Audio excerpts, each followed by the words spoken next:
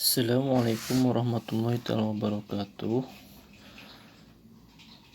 Mulai lagi sejarah Rasulullah SAW pada tahun pertama Hijriah, mendirikan masjid, permulaan azan fajar, pagi Ramadan, dan azan Jumat.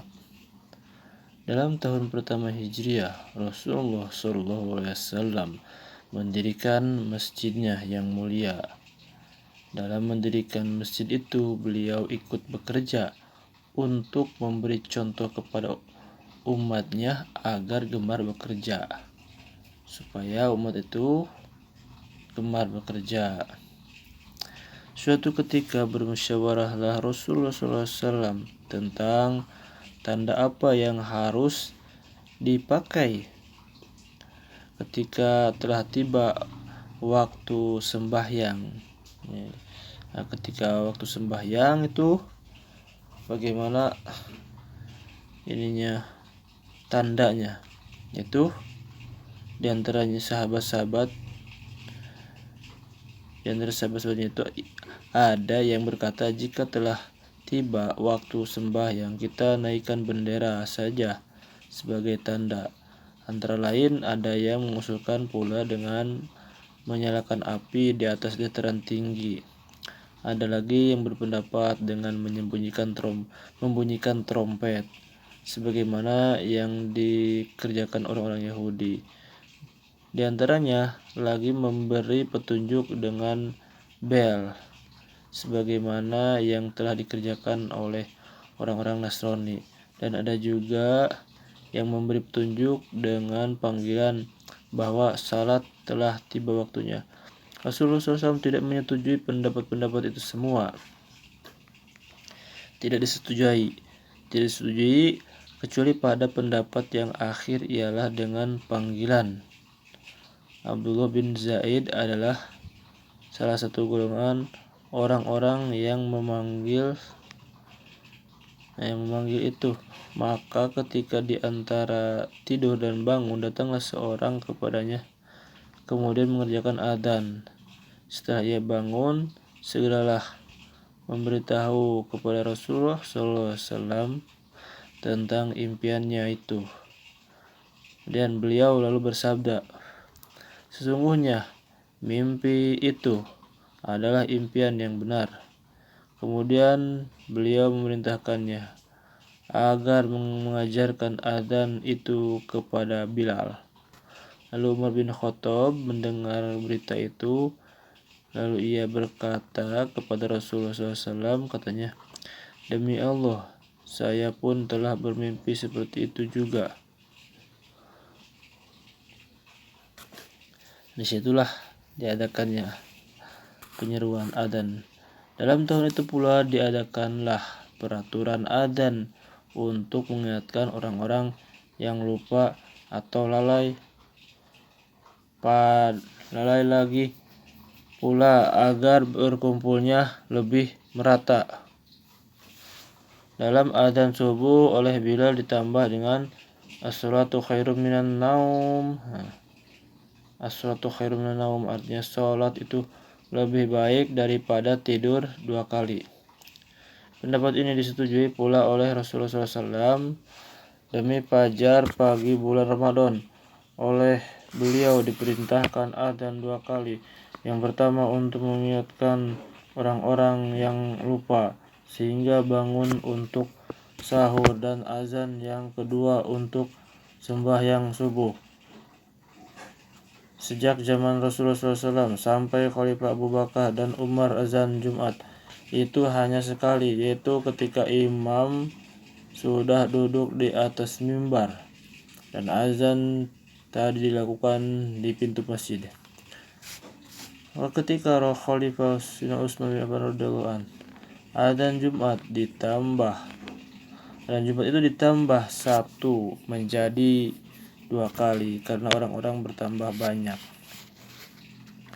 Ketika Hisham bin Abdul Malik menjabat pemerintahan, adzan Jumat itu dilakukan ketika khatib di atas mimbar. Demikian itu bid'ah yang tidak ada artinya sama sekali, sebab maksudnya adzan itu mengundang kepada salat dan orang-orang yang berada di luar masjid tentu tidak mendengarkannya.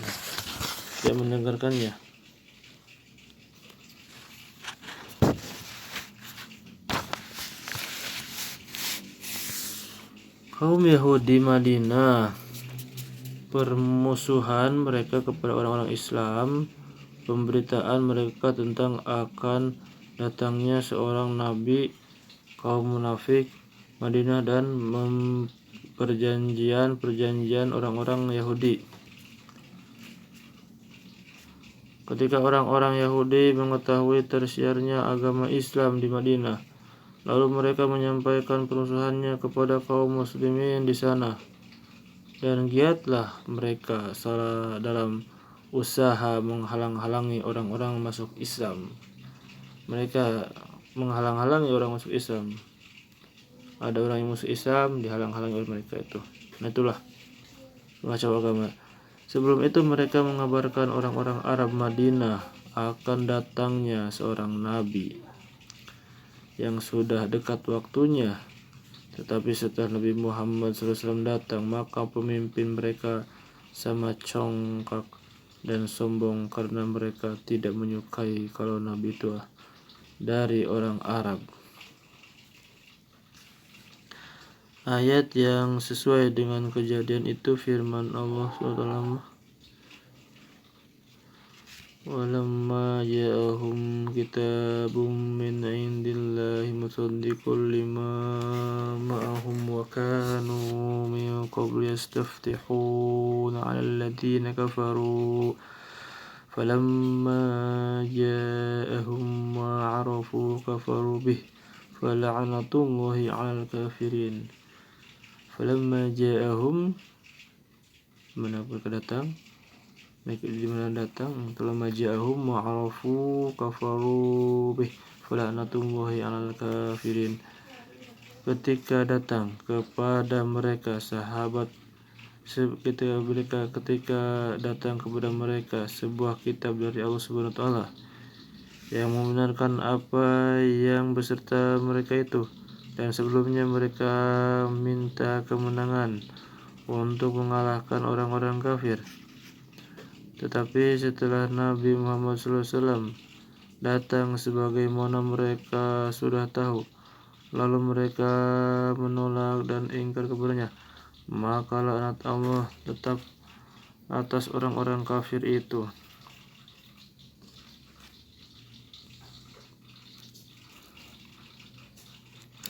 Perbuatan mereka itu dibantu oleh orang-orang munafik dari Madinah, dan mengepalai mereka itu ialah Abdullah bin Ubay bin Salul. Maka setelah hal ihwal mereka itu diketahui oleh Rasulullah SAW, lalu beliau mengadakan suatu perjanjian dengan mereka bahwa mereka tidak akan menyakiti beliau, dan beliau pun tidak akan memerangi mereka dan mengganggu agama mereka. Adapun orang-orang yang munafik pada akhirnya menerima perjanjian itu, tetapi batin mereka menolaknya. Mereka orang-orang munafik sama berhasiat menyelundup dalam tubuh orang-orang Islam. Tetapi Allah menjaga Nabi Muhammad SAW atas kejahatan-kejahatan mereka, dan Allah membuka rahasia-rahasia mereka dan tipu muslihat mereka. Allah telah mengingatkan Nabi Muhammad SAW daripada tipu muslihat mereka. Dalil yang menunjukkan dan sesuai dengan kejadian itu bersama firman Allah SWT yang mana itu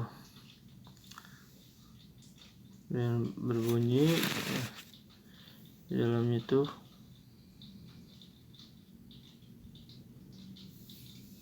wa mimma hawlakum minal a'rabil munafiquna min ahli madinati maradu 'alan nifaqi la ta'lamuhum nahnu na'lamuhum. Ini Orang-orang yang di sekelilingmu itu adalah daripada orang-orang Arab munafik, dan sebagian dari penduduk Madinah itu mereka sama munafik yang melampaui batas. Engkau tidak mengetahui, tetapi kami mengetahui mereka itu.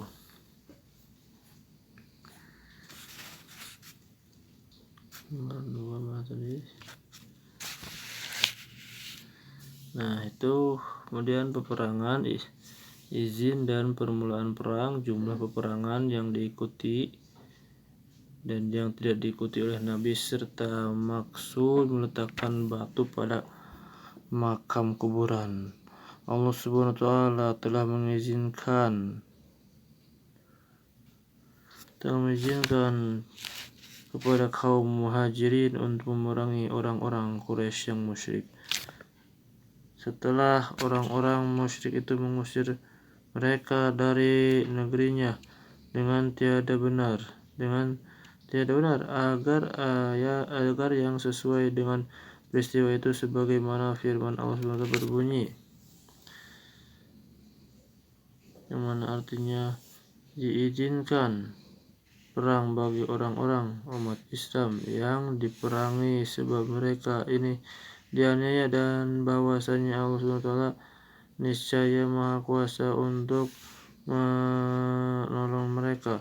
Orang-orang yang diantara itu ialah mereka yang diusir dari rumah negeri mereka dengan tidak benar, kecuali karena mereka berkata, Tuhan kita Allah.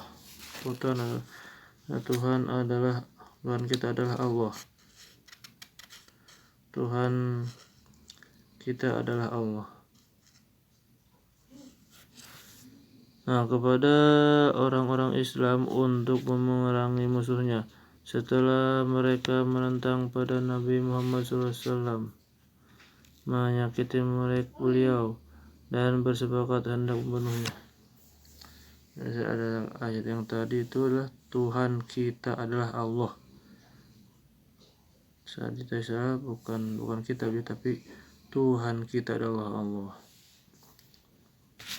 Dan maka dalam tahun pertama Hijriah dimulailah perang dengan satu pasukan syariah yang beliau tidak mengikutinya, yang dikirim oleh Rasulullah SAW di bawah pimpinan Hamzah, paman Nabi sendiri,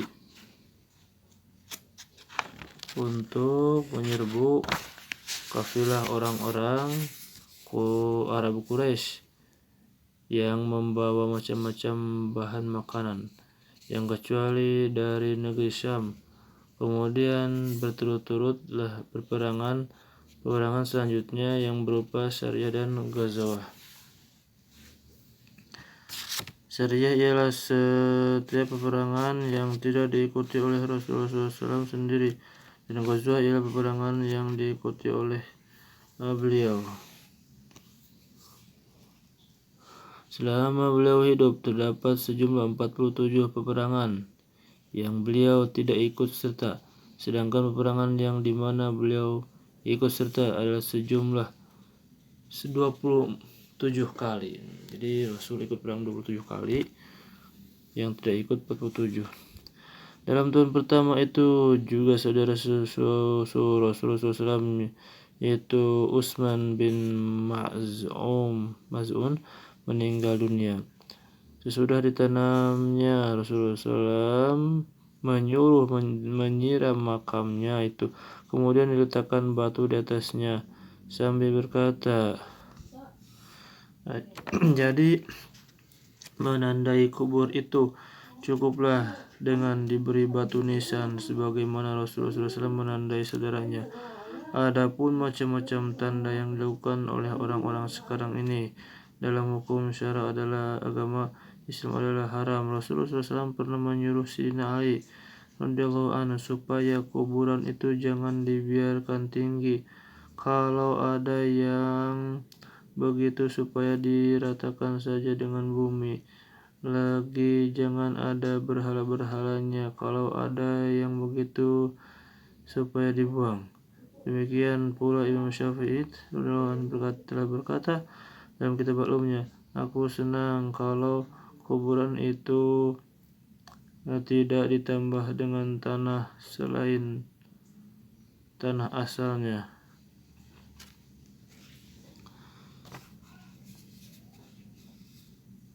Nah, di sini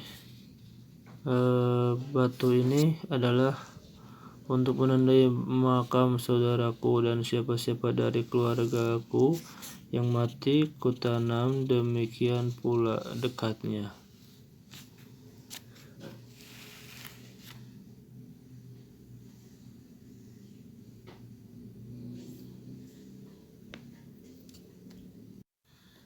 Nah, yang mana itu ketika itu diizinkan perang bagi kaum muslimin, kemudian Tuhan kita adalah Allah.